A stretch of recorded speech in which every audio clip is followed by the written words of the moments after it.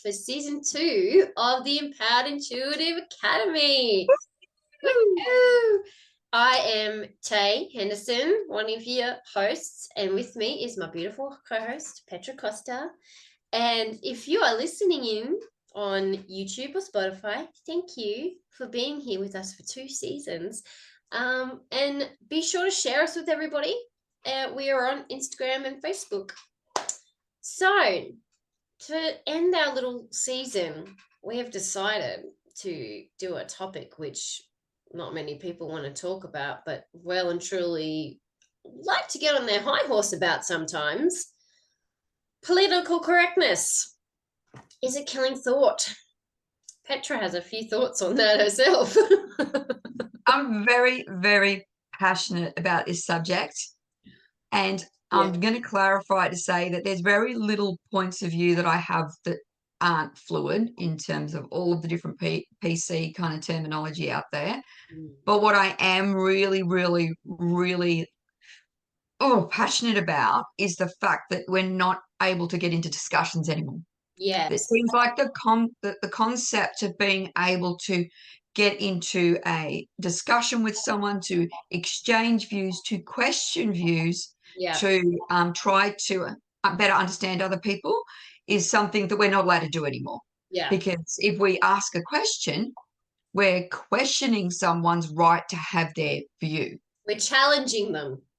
And which is it might be the case sometimes, but I can guarantee I come across, and I've been told a million times, that's why I'm wearing all blue today, to try to like soften my aspect. The communication.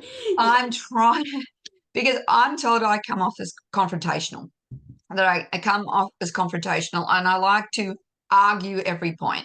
I like to get passionate, which is a term for the fact that they feel very uncomfortable about how confident I am about talking whatever I'm talking about.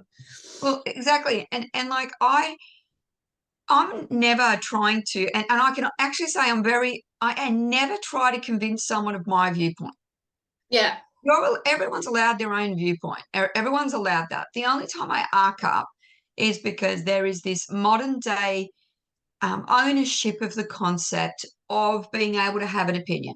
Yeah. That everybody has the right to the opinion. Yeah. And people will often say, when you question them or you try to dig deeper into their thought process, you'll get a concept of, well, that's my opinion and I'm entitled to my opinion. And my answer to that is, yes, of course you are. Everybody is 100% entitled to an opinion. Yeah. But please, let's define opinion. Because you coming to me and saying, blah, blah, blah, blah, blah, and I ask you a question, you go, I'm not talking about that with you any further. That's not an opinion. No. What that is a bit of rhetoric that you are spouting at me, and that you're not willing to give me your thoughts and ideas on it. Yeah. Yeah. I'm not saying everybody has to justify themselves to me, but I'm saying if it's really something you're passionate about, in certain instances you should want to get into this debate, because that's how we further knowledge. That's how we change people's thinking. Exactly. And you know, what's that infamous saying? Opinions are like assholes. Everyone has one. Everyone has one. Everyone freaking has one. If you're spouting an opinion or a belief or something as fact, something as statement in a public forum, you need to be prepared to be challenged. You need to be prepared to absolutely answer the questions or have the, the openness or, receivership enough to go, I actually don't know that. I'm not sure. I'm going to go and look at it. And then next time when we chat, I'm going to be prepared. I'm going to come back. Exactly. They get and, I mean, I do it too. I get put on the spot. I'm like, oh, I don't fucking know that, but instead of taking a breath and going, look, I'm going to look into that. Like, I'm not as confident in that. Actually, maybe I need to go back and have a bit of a rethink about why it is I think that way. People are just going, heckles up, oh no, don't question me. Like it's because this is so, like, it's just so definitive and it's so set in stone. And like I think that's a common theme that we've come up against with all of our topics in this, It is, and it's becoming more and more prevalent. Yeah, It's this right. It's a right. We talk about our right to free speech. Our right for this, our right for an opinion, yeah, but we don't talk about our obligation of explaining and having a well-versed understanding of the subject matter we're willing to offer an opinion on. yeah, And like I'm known for like getting into discussions with people, but if we're talking politics, we're talking something else, everyone I know that knows me well will have heard me say, this is not my field of expertise. I really have no idea about it. yeah, This is what I've heard. yeah, So I'm qualifying it and quantifying it right at the start that this is yeah, not coming from a knowledge base. This is not coming from this. It's coming from a rudimentary knowledge from Facebook or TikTok or listening to someone at the butcher talking about it when I was getting the meat for dinner. yeah, I'll clearly say that. I have no problem with saying people, I'm not knowledgeable on this subject. mm, And so I'm just offering a very high, like a really just an unbased opinion just on base of what I've heard. Please give me information so yeah, I can get an idea of that. And this is where I was saying that I was going to quote my favorite people out of history in relation to this. yeah, Because Socrates was very big on this because his belief system was that you didn't need to be knowledgeable on a subject to question it. yeah, He was of the belief system, which is the Socratic method, was that by applying logic to any subject, you can ask a series of questions that require explanation. And then, based on the response you get, you can formulate more questions to try to break an argument apart. yeah, Now, people get offended by that concept because it's like, well, you're trying to break my argument. Yes, I'm trying to break your argument so that we can actually get to the nitty gritties and see where it needs to be built to be stronger. yeah, Or we can see where, oh, yeah, that actually makes I can't break that yeah, because it's based on logic and that seems to be the thing that we don't want to lock the two together. We don't want to put opinion with fact and legitimacy and being able to it can stand the test of being questioned. All we do is go, oh, you're just questioning me and you're just trying to undermine me. mm, Go back, goodness, this was what is it, 400 BC Socrates was around, yeah, and he realized this. And then you've got Plato, who was on the belief system that the most knowledgeable thing you can know is to know that you know nothing or yeah, that you know very little. yeah, So again, open yourself to the concept of debate yeah. because Recognizing the deficits and where oh, they can be filled. and I find this so political correctness to me is almost like the flag that people who don't want to be questioned wave. Yeah, And they're like, no, no, I'm going under the banner of you can't question me. And these are the reasons. Or because you might be being offensive with your question. yeah, Because I'm talking about something, and if you ask me questions about it, it could be triggering. yeah, And you've got no right to trigger me. yeah, Well, I can assure you I'm not endeavoring to trigger you, but you've put this forward.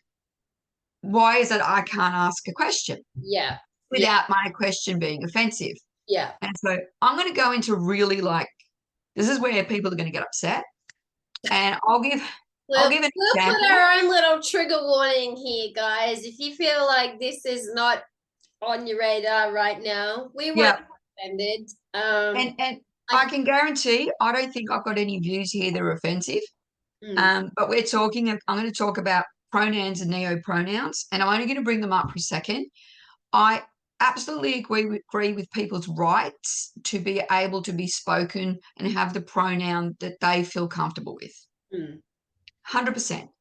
Do I think that means that people can go out and make a pronoun up every day because the 95 that are already out there just doesn't suit them and they want their own individual set of pronouns?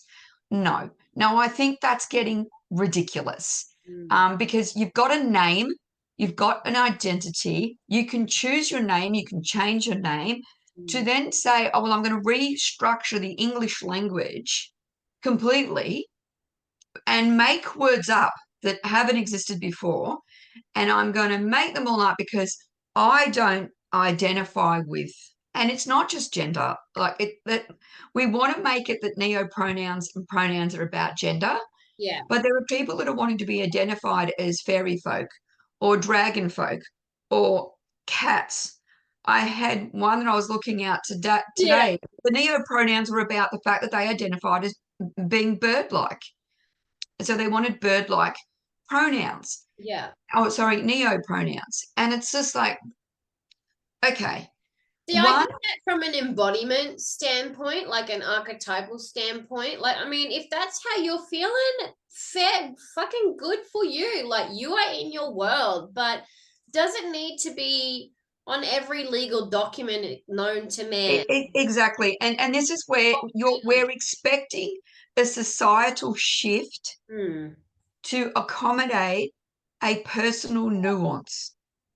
I mean, don't get me wrong. If I could sign every document as Queen of the fucking Darkness, Tayla Page Henderson, Destroyer of Souls and Salvager of Rampage, fuck yes, I would. Is it realistic? No. No. It's going to take me more time to get anything fucking done than just putting TH on the form. But the thing is, this is something that started off as a very real, very legitimate thing. Yes. That with the obviously the male, female, masculine, feminine forms. Yeah. And some people said, I don't identify with this. And, that's more power to you. The further on it gets, so I just feel like it takes those very real issues and People are taking the piss, Tayla. They're taking the piss. Yeah. And we're not allowed to say that because we have to be all encompassing of everybody and their identity to the point where we've got schools that have litter boxes in the corner because little Billy identifies as being a cat. Yes. And little Billy wants to go into the litter box. I think we're all saying, well, we've got to respect Billy's decision to want to be a cat. So we've got to allow that. And also when Billy wants to have his pronouns to be feline.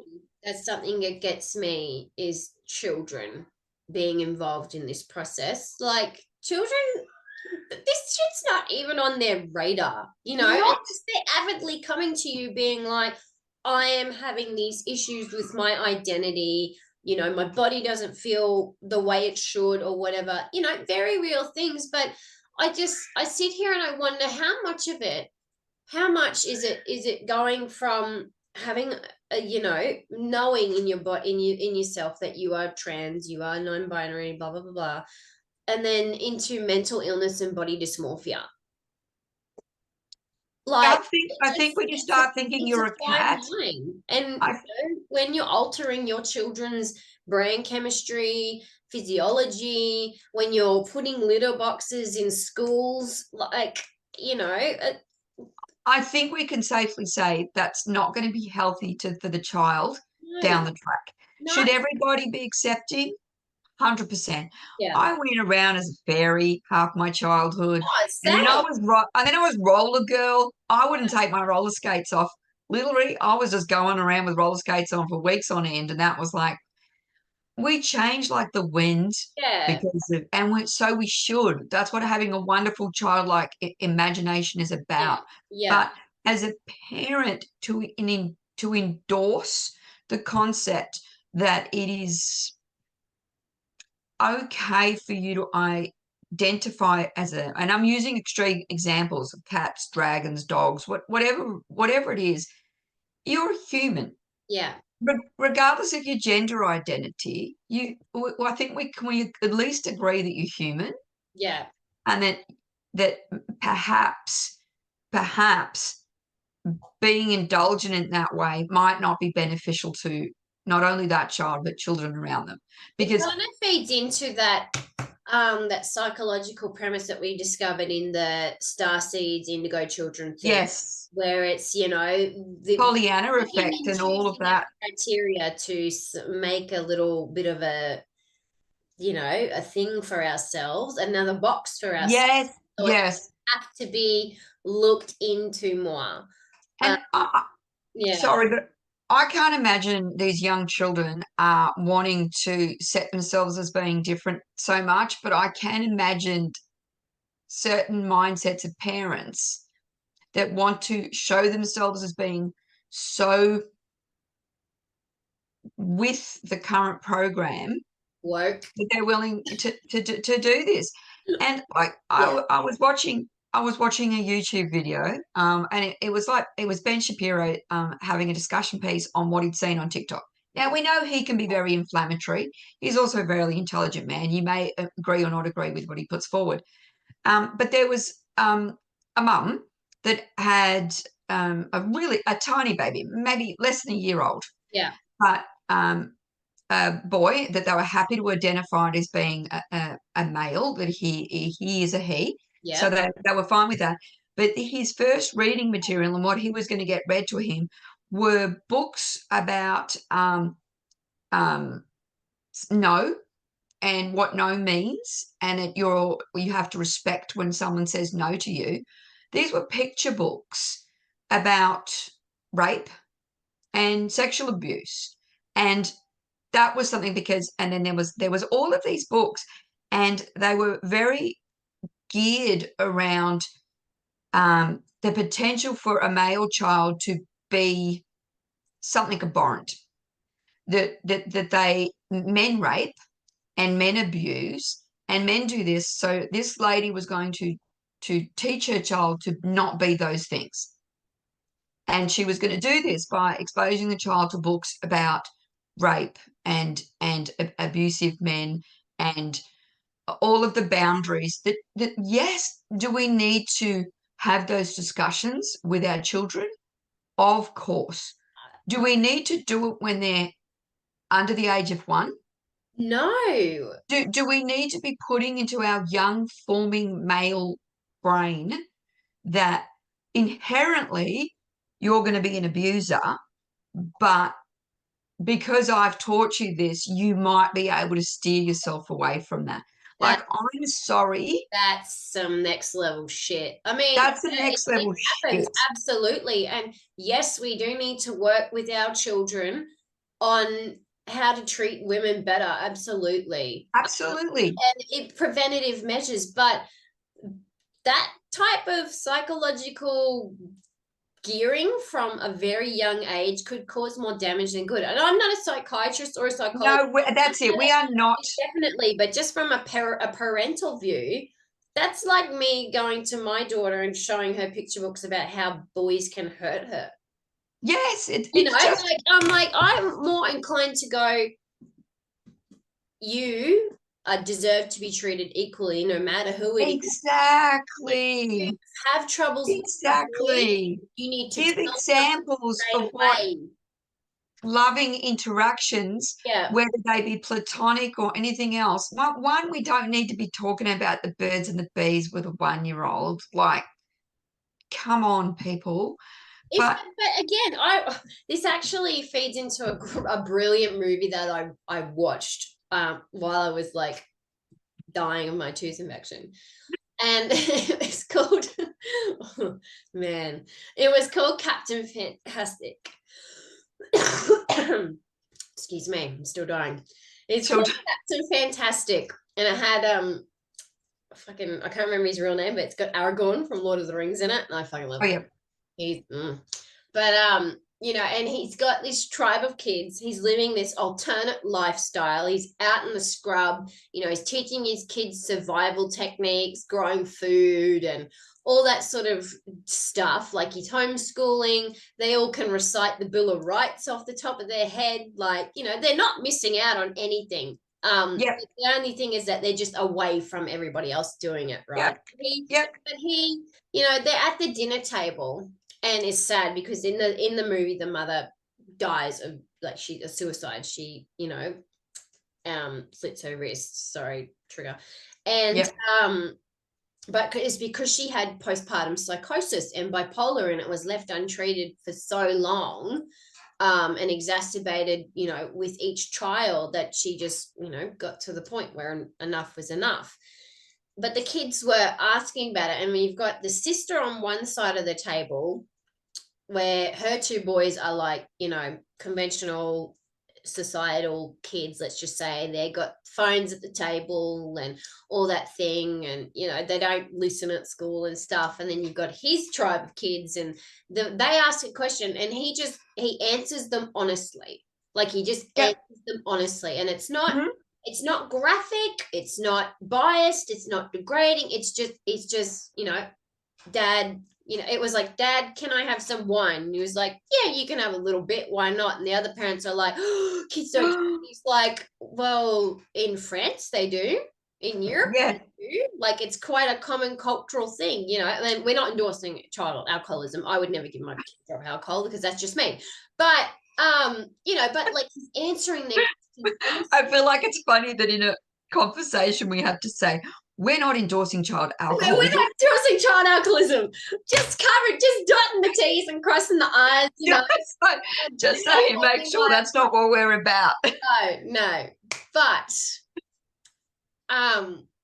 they're asking the questions when they're ready to learn more. Exactly. They're asking the questions when they feel like they've got enough of an understanding, but they just need to know more. And this is like the smallest child, asking, like, what is, and like, one of the girls in the bus where they're driving to the mum's funeral that they'd been barred from because her parents were assholes. But the dad's like, fuck that, we're going to the funeral, mission rescue mum. And they dig her body up and they go and burn her because she was a Buddhist, and it's great, watch it. But like, one of the kids, she's reading this book, and it's quite a graphic book, and she's like, what's a bordello? And Dad's like, it's a whorehouse. It's, where servicemen or whoever. And he's like, what are you reading? And she goes, oh, I'm reading this. And he's like, okay, well, what's your opinion? She's like, it's interesting. And they're like, no, we don't use the word interesting. You need to explain it. Like, how do you actually feel about the book? Give us your opinion. Yeah, exactly. She's like, drilling down. And she's like, well, it's practically about an older man abusing a child, but making it out that it's a good thing for her, and using the term rape. And one of the younger kids goes, what is rape? And the dad's like, well, it's when you have sex with someone without their consent. And then they have a conversation about it, but he does it in a way that they it's organic. And facilitate. I think that's what it comes down to. It's organic. When the children are exposed to something, that they formulate a question. And if they're old enough to formulate a reasonable question, it should be given a reasonable answer. Yeah. That's completely different to indoctrinating your child with a system. Yes. And it's completely different. And I just think I've got a soft spot for this one. And I think I've said it before when we had our masculine, feminine debate discussion. Having a male and female child that identifies as male and female, I can see where the voices in the house are. It's more acceptable for the women to be heard now because we've been silenced for so long. And it's true. We haven't had a voice. We haven't had this. But does that mean we've got the right to, escalate it so it goes so far the other way that the young men, and I worry about this because political correctness does not allow, especially men, because men have been the perpetrators of oppression, etc. But we've taken away these young male voices. Like, they cannot talk about so many things because it's deemed as being not respectful but women can say stuff. Women can talk about stuff because they've got that, because they've been silenced for so long. And I think, okay, aren't we more evolved than that? Like, I had this discussion with a friend of mine, and her view, she comes from a Japanese background, and her view was, you don't understand because you haven't come from a culture where there's been a level of female oppression and control over how women speak. And I go, yeah, I know that. I understand that I have not come from that background. Mm. But as a logical thinking person, if we silence a group, any group, it's never going to have a good result. Yeah. It's never to say this happened here and we're going to correct it, but we're going to correct it by oppressing another group. That's never going to have a good result. It's repeating the cycle. And I think the thing with It's not. political correctness, which we should probably really define because we're Oh, talking. I didn't even Google that. Yeah, so what You I Google looked it. up was political correctness or inclusiveness being used to, oh no, lol, that's just I've got here, used to disguise cancel culture. Yeah. That's not the definition I wanted to start with, but it's a point. So speaking without offending anyone, what was once considered good manners has become far more evolved and controversial. The term PC returns to language that avoids offending persons of various genders, races, sexuality, culture, or social standings. It's often a source of criticism and satire. Political correctness doesn't change the underlying issues felt or the issues Yes. around discrimination and social marginalization, and it has fact been used as a weapon in most cultural and political debates. Exactly. And I think this is the thing. Yeah. I I think this is the thing. Having a concept of speaking to not offend, Mm. well, that should just be. It should just be, It right? just should Don't be be. a cunt. Exactly. And I know Don't be you're a cunt. right, because I'll go back to Socrates again, because I actually have him quoted here when he was talking about personal ethics. And he was talking about that when people doing wrong, and that because they didn't believe at that moment, they didn't perceive that they were doing wrong. Yeah. And he developed a system of personal ethics. It was a matter of mastering what he called the art of measurement, Yeah. was that you have to correct the distortion that skew one's analysis of benefit and cost, because it all comes down to what are you getting out of it, and as to whether the harm it causes others Yeah. outweighs your benefits. So I think with there's a no, couple of good points brought up here that, especially with the women example, and your friends saying that you've not come from a culture of where yeah, oppression is still rife, where it is all over the world. Africa, oh my God, one of the biggest places. There's still female genitalia mutilation, rape is through the roof. yeah, It's disgusting. There is to be politically correct, there is a level of privilege involved in that. Like you yes, are on the horse above it enough to be like, oh well, that's not okay, yes. but what are And you doing about it except for changing exactly. And this is where a lot of people are going. It is so easy to bandy out these PC terms. yeah, That you can say, oh no, that's not politically correct. You can't talk about that. No, that's not politically correct. You can't do that. And yeah, yes, I do put a Karen voice on every time I talk about political correctness. It's like, because it comes from a position of power. The yeah, fact that you think you can impose something, you have a belief that you have the ability to impose it. mm, Right. So you're already coming from a position of power. But what you're not doing is allowing discussion. yeah, And you've actually created an environment where the actual underlying cause of this PC term, mm, whether it's sexism, racism, yeah, homophobia, you name it, you're actually putting a lid on discussion. yeah. You're You're not just you're not putting a lid. highlighting for the atrocity that it is and what it represents. You're going, oh, No, no, we don't talk because we're about not. we Yeah, don't talk about that anymore. We don't touch that. No, no, we don't. And yeah. and it is just, you had a perfect example when you were talking about it when we were doing our pre-podcast discussion about your avocados. Yeah.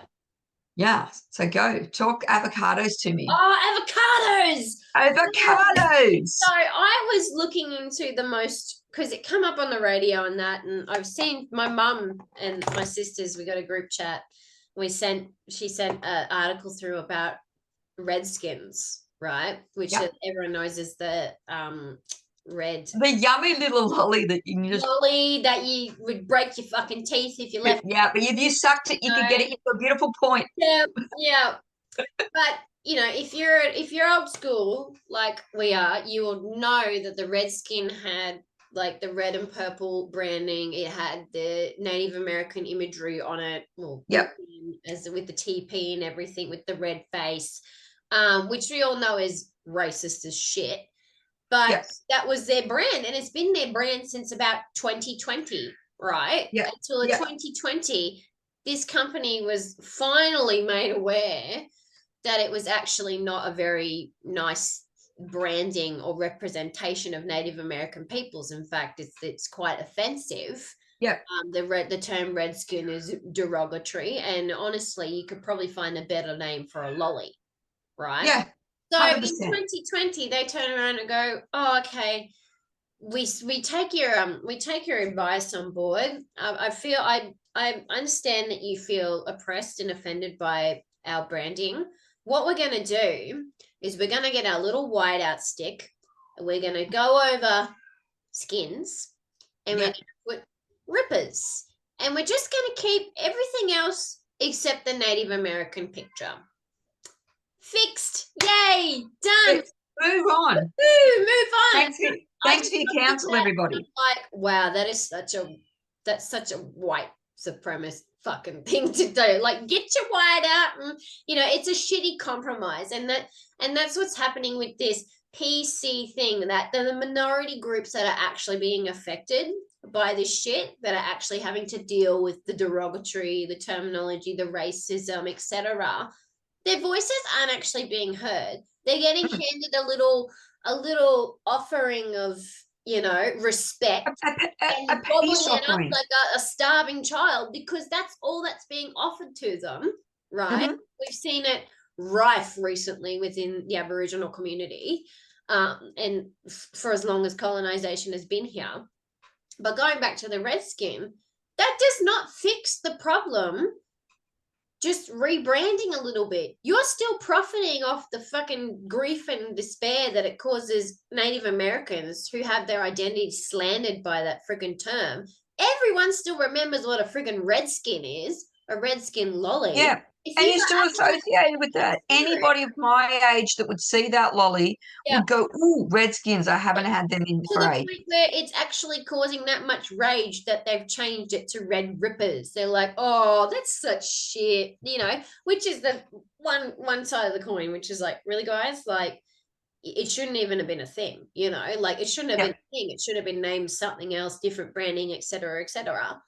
On the other side of that, it's a bullshit compromise, so that they still get to profit off of that legacy of racism that is the red skin lolly. And Chicos have done the same thing. Now they're cheekies.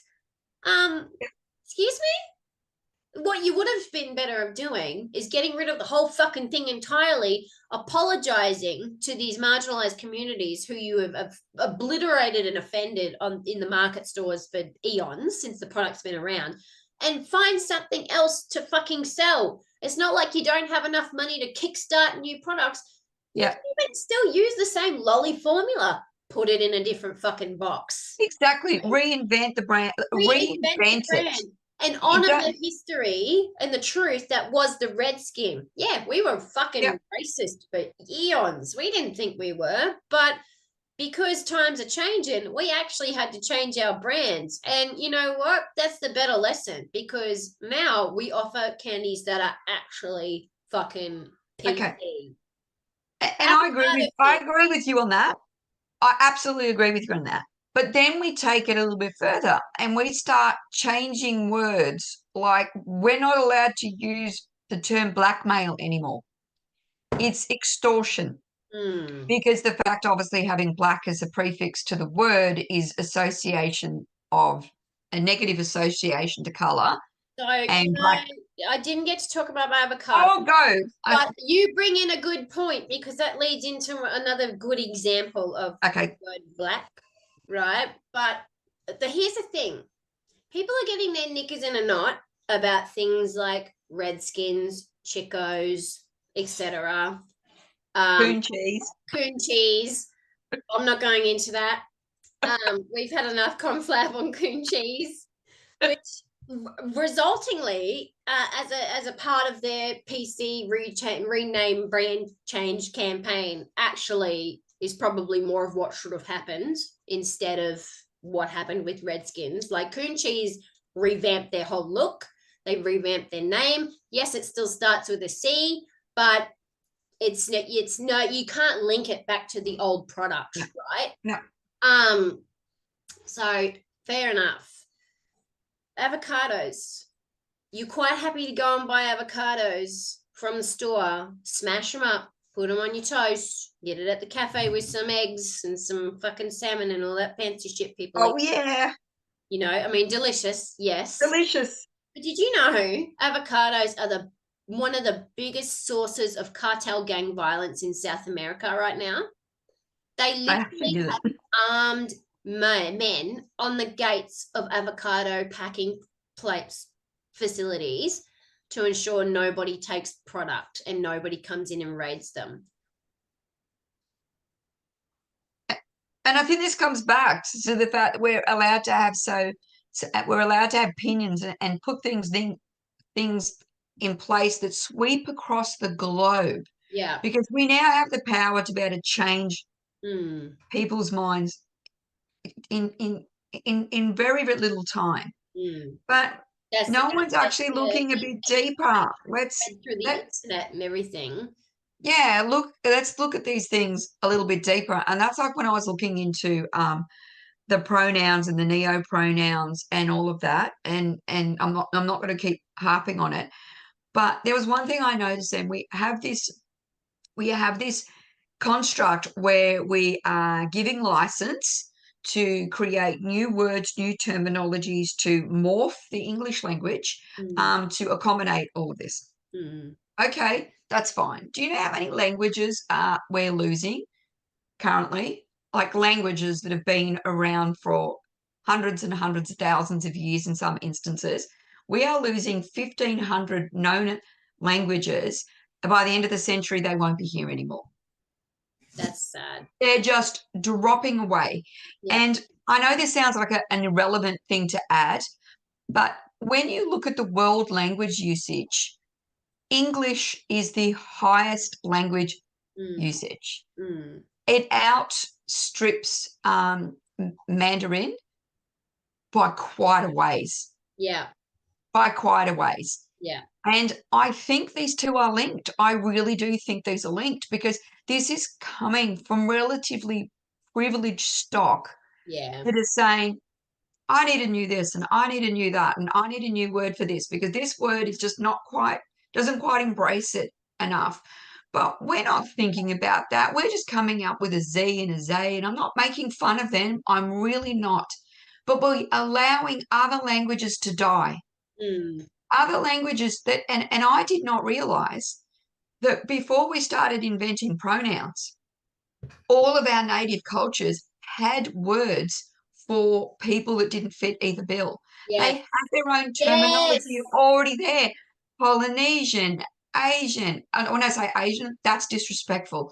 The different cultures within Asia, they had their own terminology. I can't remember Armenian. There was so many. I was blown away. There's already this and that comes with the egalitarian sort of approach to society that we had before we became farmers and things like that, and eventually roles were getting swapped.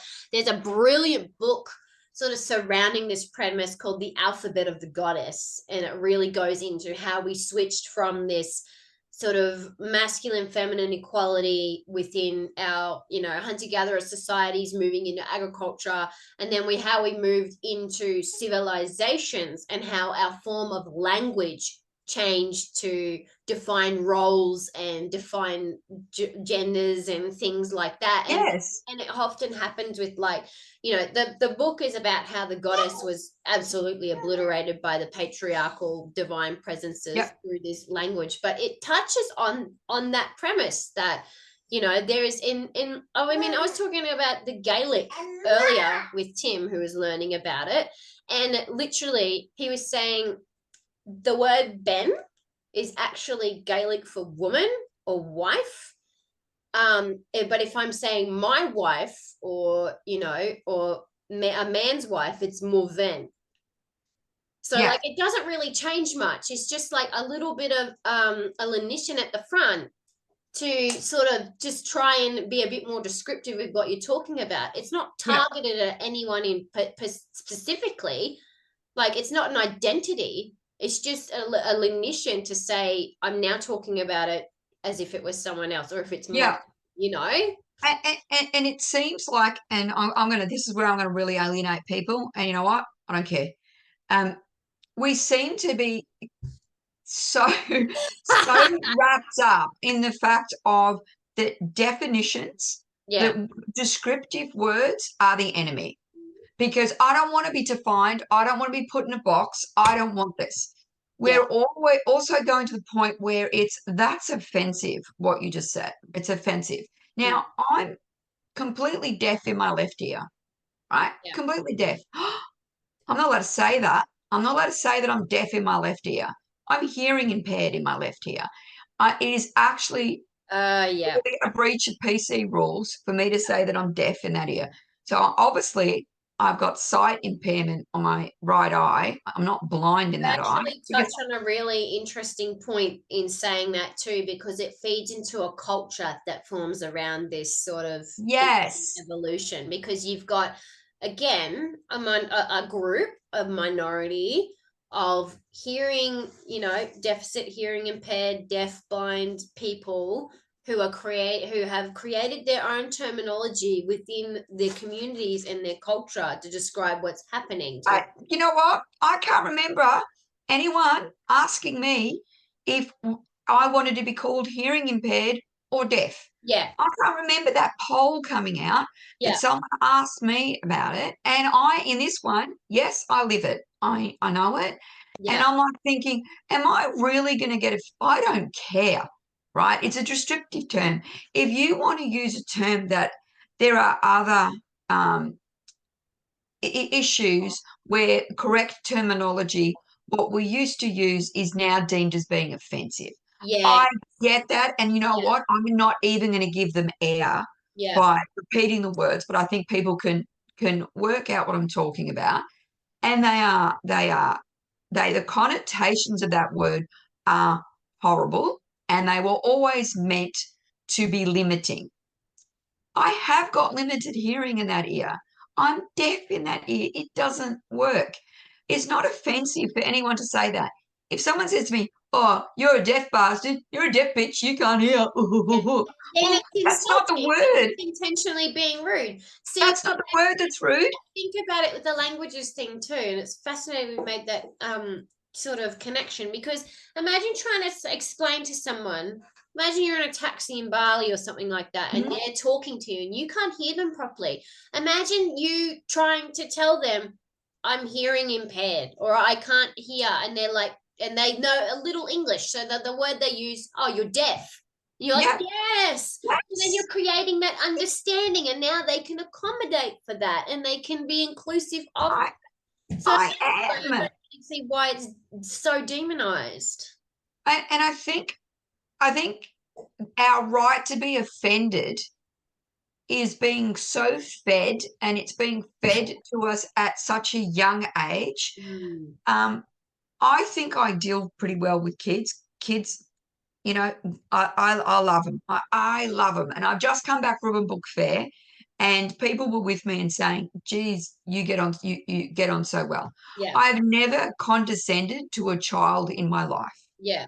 because the reality is most of them They're not going to far understand outweigh it. us in terms of intellect. Yeah. Why would I condescend? Right? Just, Evolution would state that's just nasty. Like, like, I've never condescended. yeah, And so I have I think I have a kid, and I get on pretty well.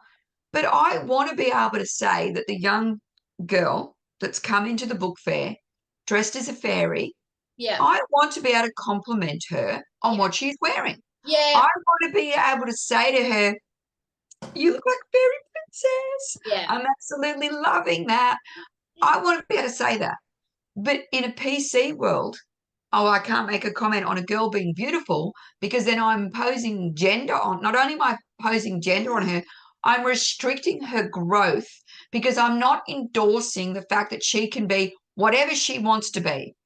What am I supposed to say to the 5-year-old girl that comes with wings strapped on her back? She's got glitter all over her. She's looking absolutely a picture. Yeah. I'm not allowed to say to her, absolutely loving that. I'm not allowed to say that. I've got to say, you look like you could be an astrophysicist one day, because then I'm being fair to her potential. See, here's the Oh, you know what I say? You know yeah. what I say to that? Fuck off. That little girl put a lot of effort into that Yeah, outfit, she wants just to be as acknowledged for it. just as the little boy that came dressed as a fairy Yep. put a lot of work in. I'm not Yeah. saying it's only a girl. I'm not saying that. I'm saying they can be beautiful either way. See, this is the thing, and I've had conversations in Fuck off.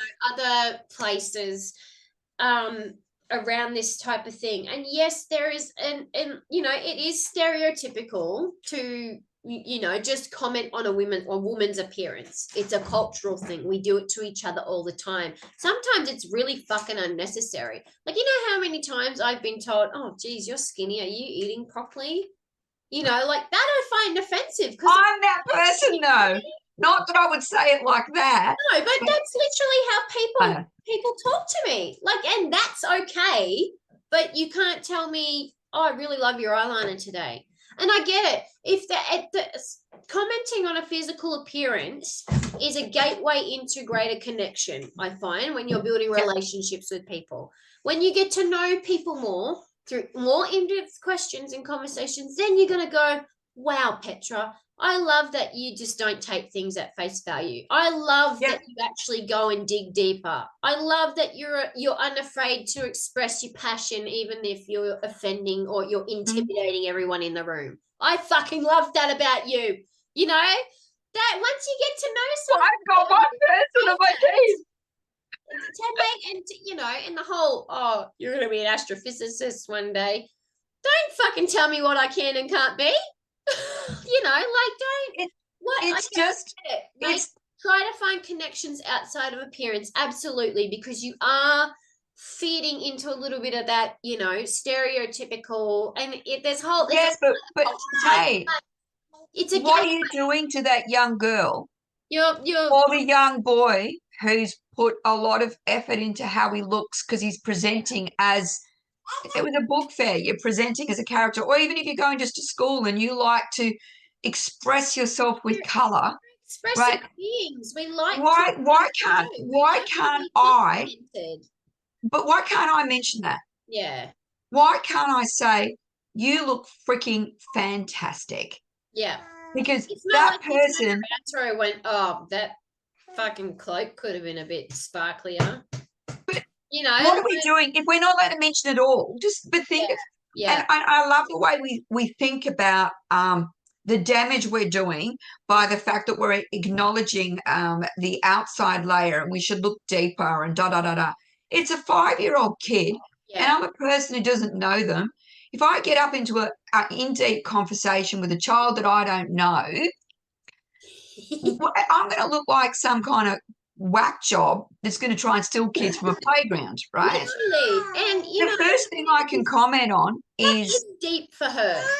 That's her level of depth that she's capable of right now. I know, and the level of intelligence they're at. And what's the other side of it? That she's put all of this effort in, and she may have actually had to convince herself to put herself out there to look a certain way. Now, whether it's a fairy or whether she's gone goth as a little kid and's gone out there as a half zombie, because I used to go around as a zombie all of the time. I just love doing zombie makeup. Yeah. And vampires. Oh, the whole thing. I would always have blacked out eyes because it was like, oh, I can really rock this look. At what point are we actually damaging that person? And I'm not talking children. I mean, everybody across the board, when people have gone to obvious effort to present in a certain way, that's obviously an aspect of their personality then. They're giving us an insight into them Exactly. when they present a certain way. Opening up to connect, and that's the thing. And if I'm not allowed to comment on that, if I'm not allowed to say to you, you are rocking that red, shirt that you're wearing, or, oh my goodness. I had an instance where there was a guy at the book fair. He was older in age. He had some kind of learning issue. He had a carer with him. He would have been about 35, maybe 40, I don't know.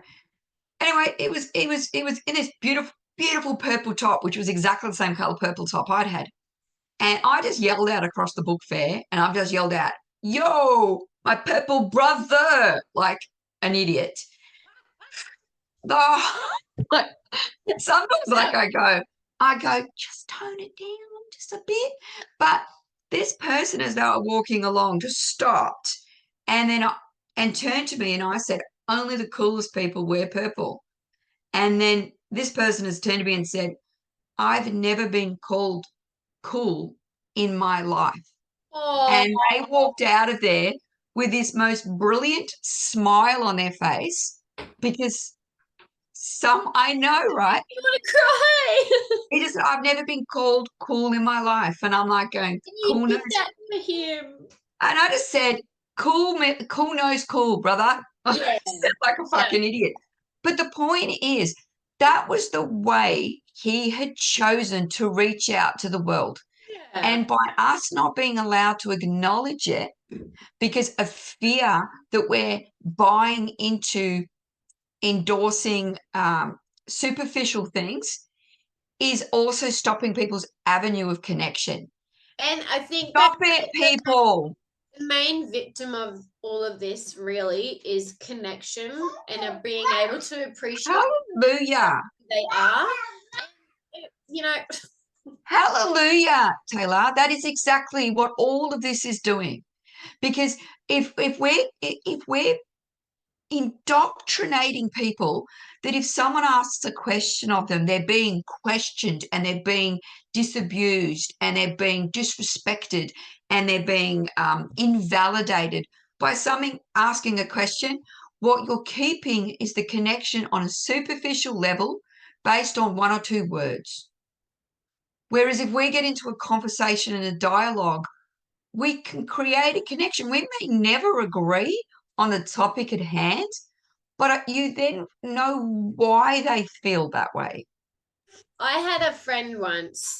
We don't speak much anymore for reasons, but when I very early on in a relationship, I used the word cunt in a sentence, and it's one of my favorite words. It's not a nice word, but heaven forbid.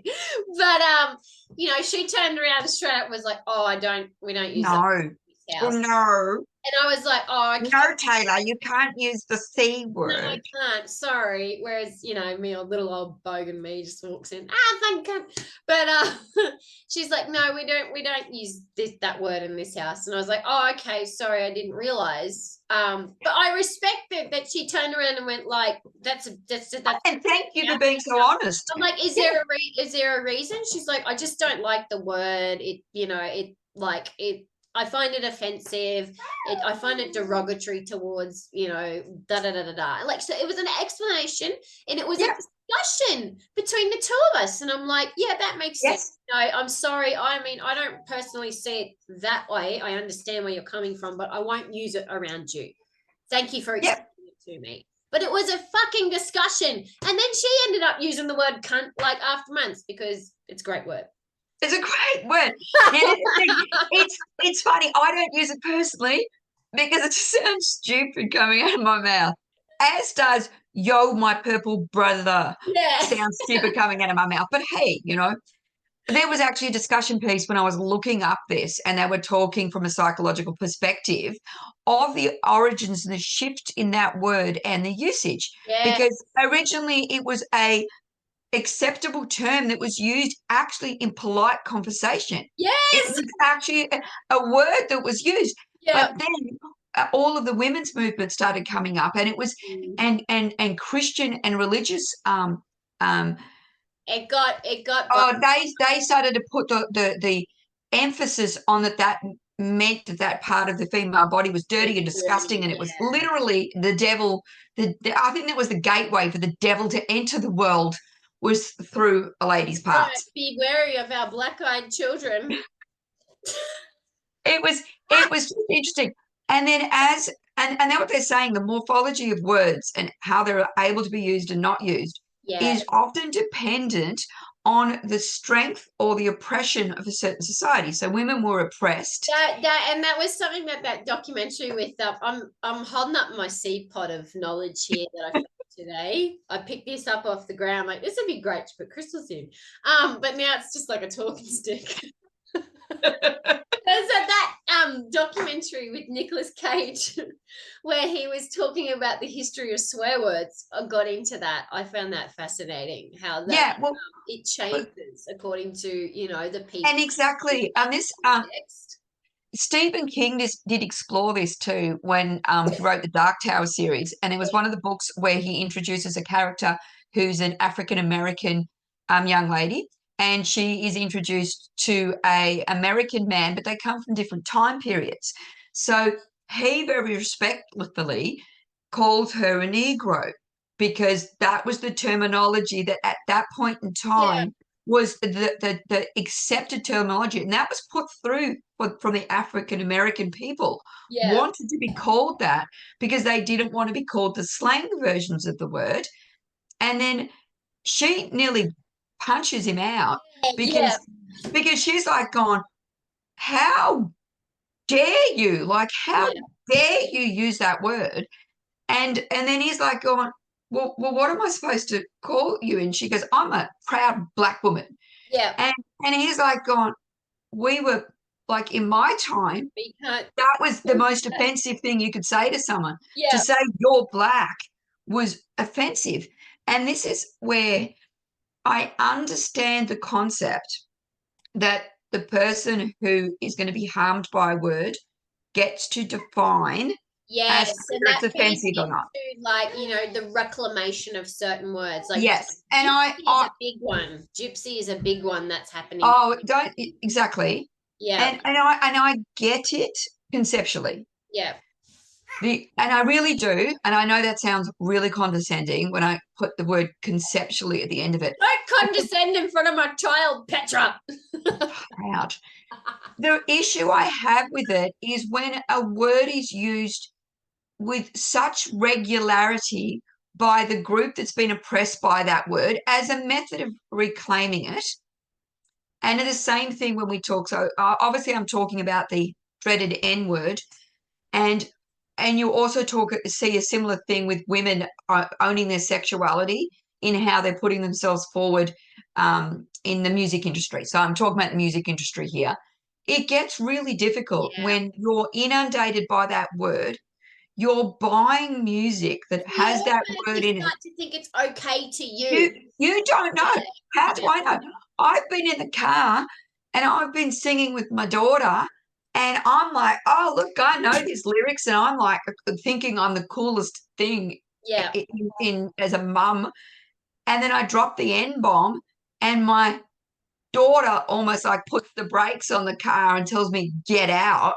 And I'm like going, what? What did I do? I'm just singing. What did I do? I'm singing the lyrics that they put out into the world, that they want me to sing their music. But if I use that, I'm not allowed to use it. They're only allowed to use it. Then don't put it in your freaking music. Because you know what? All of the house you're living in and the car you're driving in is bought by everybody who buys your song. Not just the people that have the same color as you that have bought your song. So I think that entitles me to be able to sing the words you gave me to sing. It's definitely confusing. It gets confusing. How do I know when it's okay? For reclamation of the words, and so they should. I mean, like you said, women have the same reclamations towards certain words.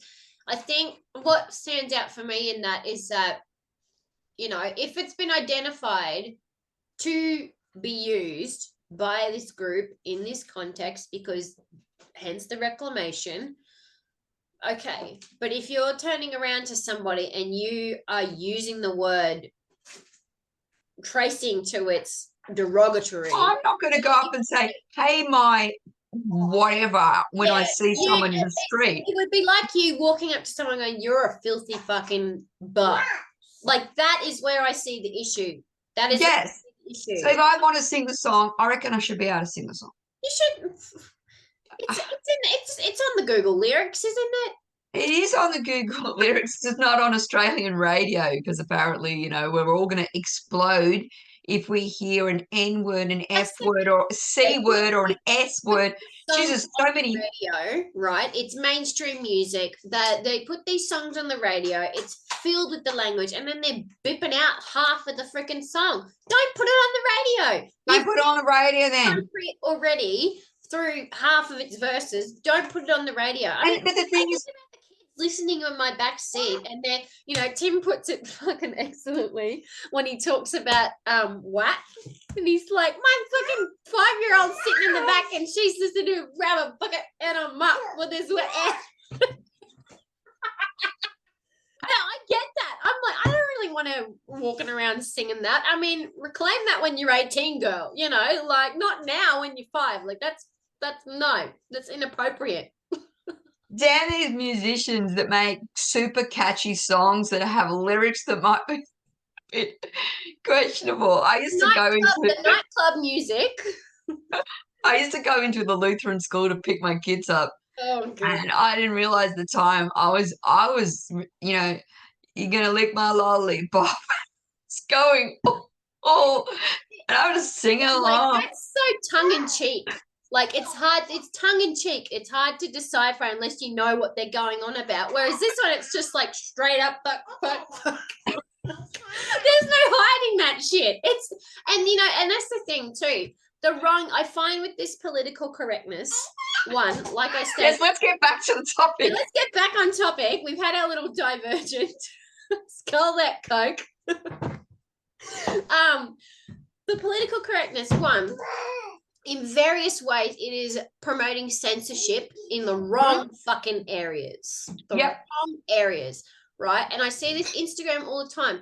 You get pictures of birthing women or just women having a beautiful photo shoot. Nah, Instagram, gotta go. It's naked sexuality. But somehow, Misty fucking on Instagram can get on there.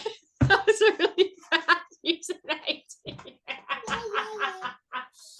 She gets getting cut out. Love my story and follow my stories, right? Like some fucking, and you know it's like a bot trying to be sexy, you know, and level of porno where they're practically doing it in your stories. Like, that's okay, but that's okay. Image of a woman bringing her child into the world with her whoever. No. But are they a mother bringing their child into the world, Tayla? No, you can't even. No. Not anymore. They're not. You've got to be They're a birthing parent or a chest feeding person. Again, like, not wanting to get on a rant about this, you can refer to it any way you please, right? Literally, if you're comfortable with the term chest feeding, if you're comfortable with these terminologies, that's perfectly fine. But I'm not. I'm a mother. I brought my babies into this world, and it's not freaking easy. No. Right? It's a task, and I'm goddamn proud that I've got 2 beautiful, healthy children that are literally the light of my life. Yeah. Please do not downgrade my status in my own mind to say that if I use the terminology mother or parent, I'm denigrating other people. Oh, heaven forbid. No, I'm not. I'm claiming my own sovereignty. Yeah, exactly. I'm claiming my own sovereignty. They were hard work getting into this world, and they're the most amazing thing that I will ever have done in my life, and that is a freaking miracle. Yeah. And don't be just telling me what I can freaking call myself. Yeah, I think when you bring your child into the world in under 2.5 hours and you feel like you've been ripped a whole new dimension in the process. It is a portal. It's a portal from another freaking world. Yeah. Don't. Yeah. That's the thing. It's the cancel culture. There's this is this inclusiveness which we're supposedly trying to foster, but you're now canceling my existence out. You're now Yes. telling me I can't. Your ability to include is Yeah. creating the exclusion of Yeah. anything that existed prior to this new form. Let's not use any of the old terminology, even though there might be a large percentage of people that identify with that terminology. I had brought to my attention today that there is in around our suburbs that I live in, there's a girls' school where none of the girls are allowed to use the she, her pronouns. They're not allowed to use them. What? And it's like and this is where you're going to alienate people, because that's not freedom of anything. When somebody categorically decides for everybody that this is the way we're going to do it, Yeah. it's pronouns and neopronouns is a way for someone to identify, find an identity for themselves. More power to you. Yeah. But you do not get the right to cancel my identity in the process. Yeah. And I don't think it's the people that want the pronoun that are doing this canceling. This is No. some bunch of idiots sitting at a boardroom table together and going, oh, you know, we're going to foster some really good relationships with these people. These such and such people, they've got this model. Yeah. Who do we want to get on side today? Yeah. Okay, we're going to get this group on side, so we're going to say this. Yeah. So we're going to get people who identify as female and transgender females and all that. We're going to get them on side by introducing the term chest feeder. Yeah. And we're going to cancel the word mother, and we're going to cancel the word breastfeeding. Yeah. Because we want to get those people on side. It honestly just feels like a new form of repression for women. Like, I mean, we talked about we're finally getting voices and things like that, and now we're having to contend with this shit. Are you serious? It's just ridiculous. Leave us alone. For fuck's sake, just let us be our demoness selves. Yes, we want to bring on a new age of. Exactly. Lilith showed us the way. The ship. Get off the ship. And I want to, and this is the thing. I don't want, and it's not for a female-dominated world or anything like that. I don't want that. I very much want my partner and my husband to be involved in that. I'm not here to cancel out everybody else and be like, the women are the best. We are in many ways. Don't get me wrong. We have our beautiful strength. Look, there's the facts. The facts. Like, come on. But like, I want to take it back to where we fucking began, really. Our egalitarian, we honored each other for our strengths, our weakness, despite our genders and things. It was easy to identify roles because physically we were incapable of doing things, or we did them a lot with much more ease than others. I mean, I can't imagine a man giving a birth, they physically can't. They don't have it in their anatomy. No. And it's not like throughout history we haven't, and I know we've touched on this a fair bit, but this is a very prevalent issue happening in our lifetime right now, that it needs to be talked about. And this is in no way to, exclude or marginalize. We're not trying to diminish anybody. But please, for the sake of equality, which is the phrase, right? Equality, that's all we're all wanting. We're actually creating such fucking diversity, like division and inequality, where it's either everybody's on each man for themselves and we're just going to hate on each other. And if you don't ascribe to this, then it's fucking, we're at war. Or everyone needs to just be like one hive mind unison thing with no identity, no nothing. Like, for fuck's sake, humanity's a rainbow. Can we just get on board with the fact that we're all in it, Exactly. appreciate each other. And that's not through stupid cancel statements like I'm all lives matter and I don't see color, because that's just bypassing and you haven't thought about it well enough. saying that shit, you're not acknowledging the issue. You're just Yeah. trying to exclude Exactly. You're yourself. trying to, okay, what that's doing, right? Of course, all lives matter, right? But what you're doing by using that terminology in the here and now, Yeah. you are trying to get to a place of utopia when you haven't done the work to fix the fucking problem. Acknowledge, and that's what we're saying. And by Acknowledge doing the that, problem. do we all want a Acknowledge the problem. utopian society where everyone is equal and no one get? Of course we freaking do, right? No one doesn't want that.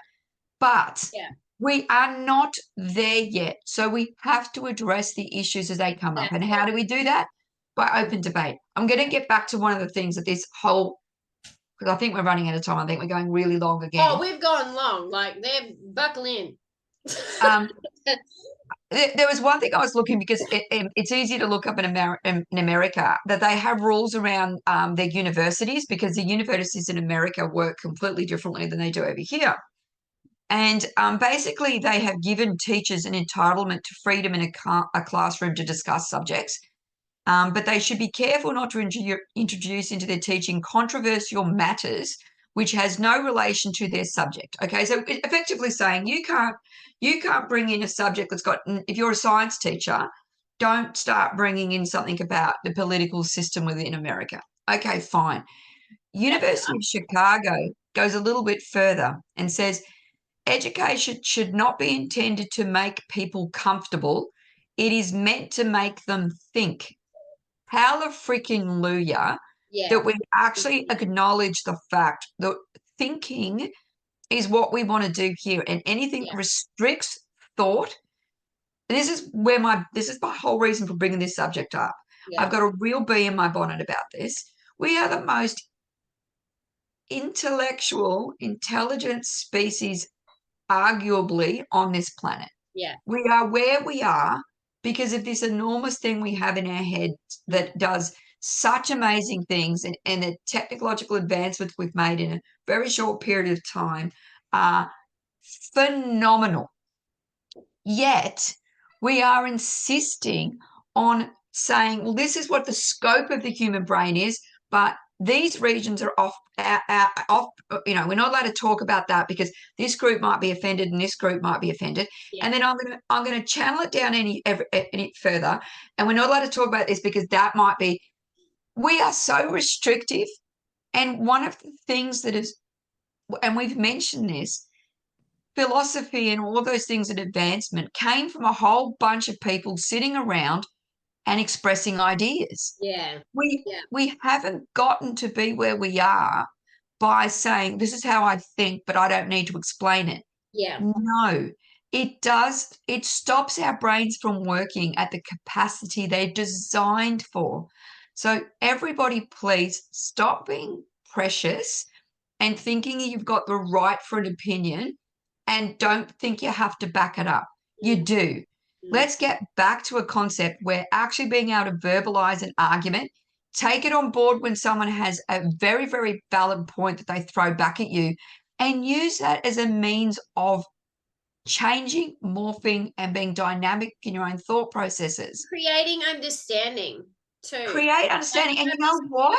Diverse species on planet Earth, which is you might learn something. You might understand, why something is offensive, why something is derogatory. What is the exactly? Why is that triggering someone? To make you so goddamn angry about that, and how can I relate and understand to that more?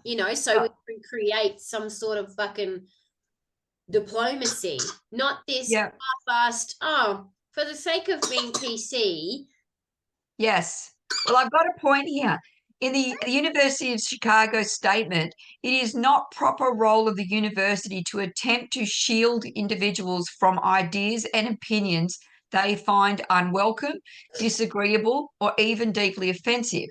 The university's fundamental commitment is to the principle that debate or deliberation may not be suppressed, because the ideas put forth are thought by some or even most members of the university community to be offensive, unwise, immoral, or wrong-headed.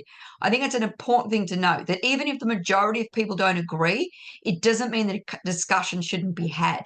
Yeah. Unfortunately, even though these universities in America have got these really morally robust ideas of how to go about education, they have also cancelled so many of their university professors Yeah. for saying something that is deemed to be offensive, disagreeable, and all of these things. So although they know in their heart of hearts when they're making this stance that the university will stand upon, they still get rid of people that actually take that at their word. Now, if someone's promoting hate speech when you're in a science class, boot them. Just Yeah. boot them, Yeah. right? But know that you may be booting one of the greatest scientific minds, that you're worried about them coercing on one idea, but you negate the fact that they might be bringing all of these other ideas. We've done this all through history. Every But one of our is it hate speech, or is it just another perspective? some of it is some of it We've can got some of them just going against the status quo and being freaking, combination. Some of them are saying things that you go, mm. One of the people that was cancelled, and it was really interesting to look at all of the instances. And there was actually in a website I found where they listed all of the court cases currently going up, all the people that have been taken away from their tenure. Some of them are offensive.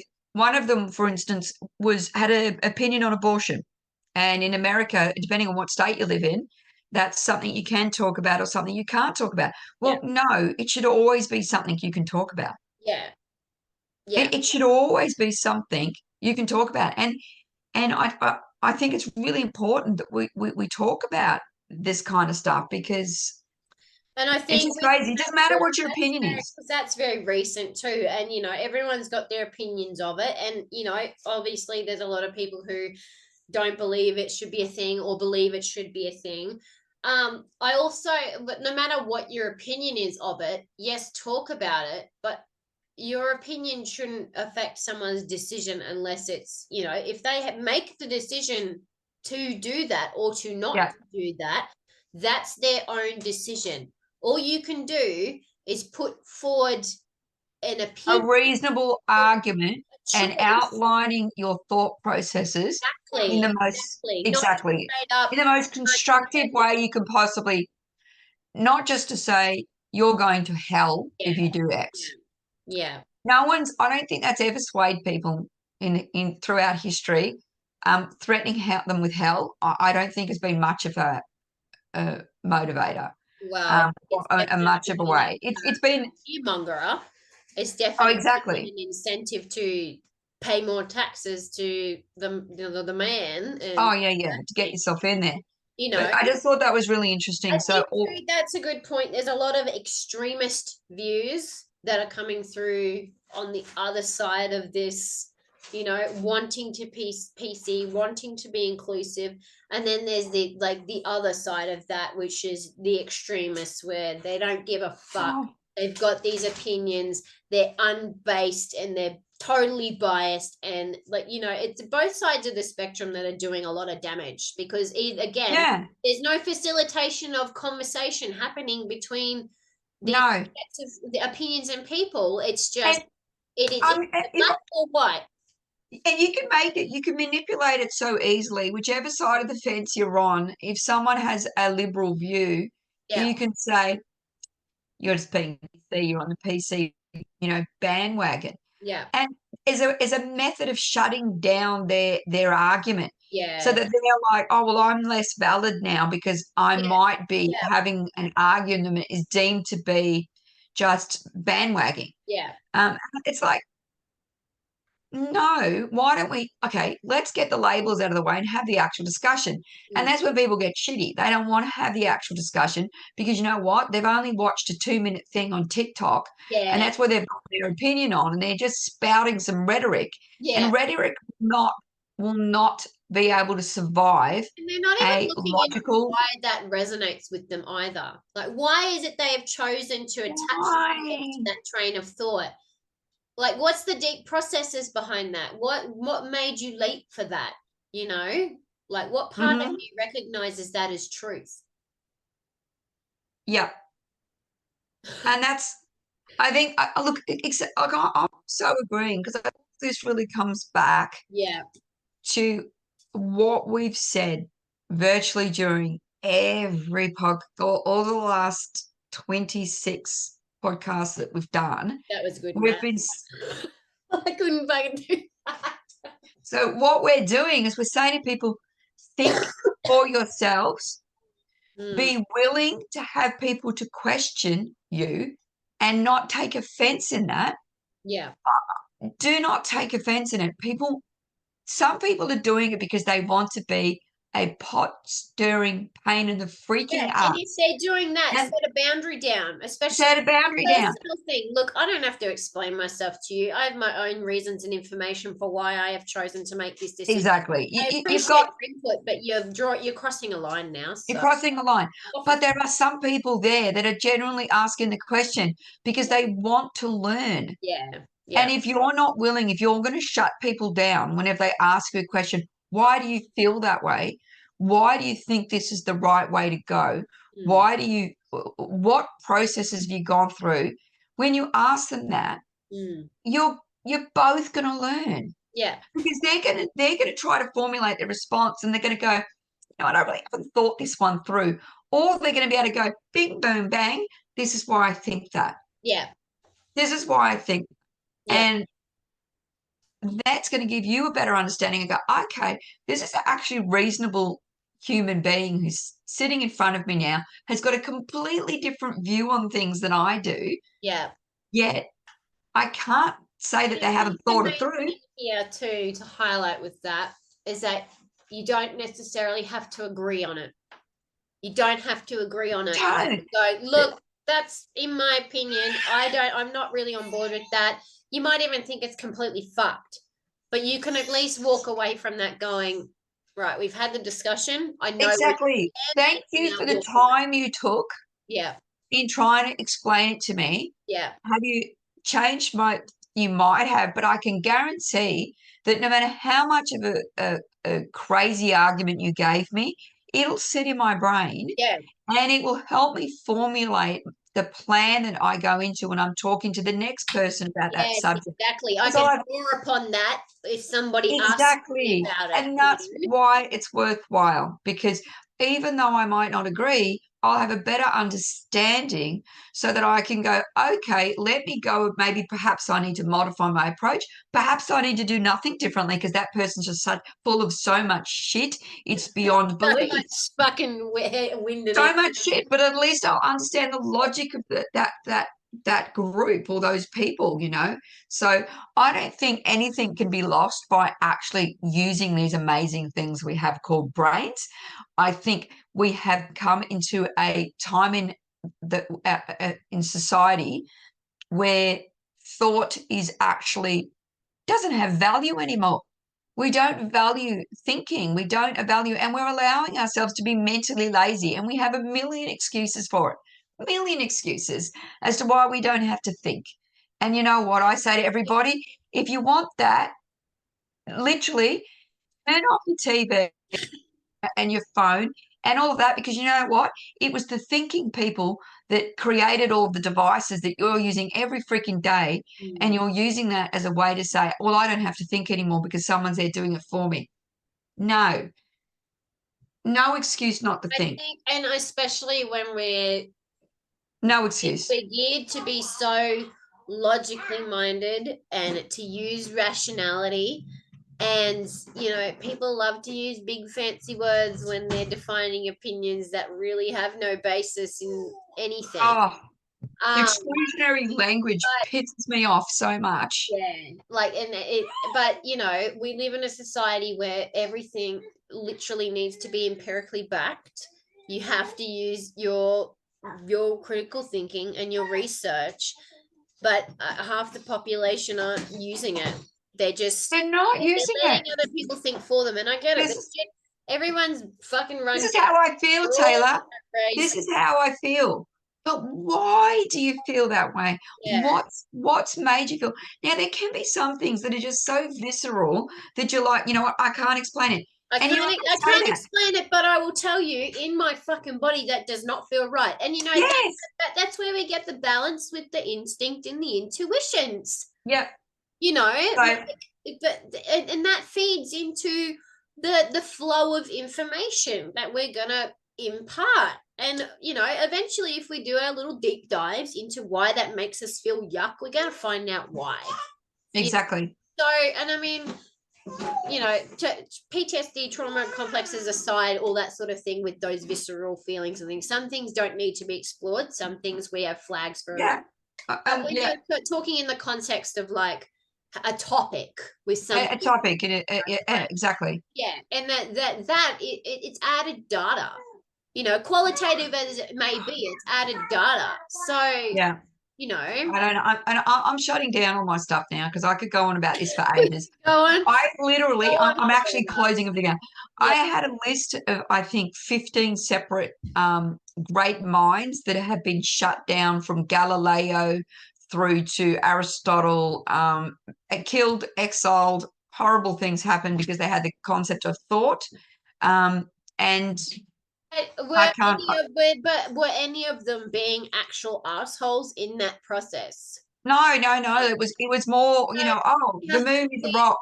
The moon's a rock, and censoring the wrong people yet again. Exactly. It was religion didn't like the fact that they used the concept of impiety, which is a perceived lack of proper respect of something considered sacred. So if you had said anything that went against religion or the state order, which was religious based, i.e., you know, so many people. Who was the dude that got Galileo when they put forward, you know, that the Earth, the cornucopian theory, you know, and it's like, oh no, because you know we're the center of the universe because we're so cool. All of these people were exiled, shut down. They were cursed. There was book burning going on, like not long enough to go. Literally brings up a good point, though. The people who have been so dead set in their beliefs and opinions and thoughts and not really had much backing that end up in these positions of power have done nothing but cause fucking disaster and damage. Like, how can you? There was a person here. That guru mindset, you know, like that. Ugh. Stop it, people. No matter what's in a book, you don't burn it. And I will go forward to say, no matter what's in a book, you don't beat someone over the head with it until they go blind, which was happening to a poor person that wrote a medical journal, but it went against Muslim priest, didn't like it, so he beat the crap out of him with his own book. Like stuff like this. Stop it, people. We know historically the fear I have, and I think it's a real fear, and that's why I'm so passionate about this, is that we're not being censored by an overriding state or a religious system anymore. You know, religion and state will always try to censor us to a certain degree, but this is not coming from there. This is coming from some unnamed group. It's a new wave of a new wave, and we can always get rid of the current government, and we can always turn away from a religion. But when you don't know where this is coming from, and we don't know who's deciding that Baba Black Sheep isn't an acceptable song anymore. We don't. Well, we don't know this. We do, but I wasn't gonna highlight. Freaking idiots! Can we just say freaking idiots? Well, it was a personal decision by a nursery group in the UK in the like, oh fuck, I've shut down my notes. I can't even remember. Yeah, you know what time, but you know that they didn't. It referred, there was references to the slave trade in the song. But researching it, there's actually nods to the massive sheep taxes that were being put in the 1200s on wool. And black was the prized color of wool because you didn't have to dye it to have dark. Yeah, exactly. But then, you know, that evolved into, oh no, it's involved with the African slave trade. We don't feel comfortable with that. Let's throw that out. The council out of the area, you can look it up. This is available on Google. It's not hidden knowledge. Decided that it was going to be banned and they were going to change it to Baba green sheep. Yep, okay. Then some reason that was deemed silly, so they wanted to change it to white sheep. No, But you not can't silly at use all. white. I've seen, like, I walked past so many green sheeps recently. So that was changed to Baba white sheep. Can't use Baba white sheep because that's supremacist. Supremacist, yep. So now it's Baba rainbow sheep. So now we're just gonna what? Why don't we just make it a unicorn? Yeah. Baba unicorn, have you any wool? No, cunts, I don't have wool.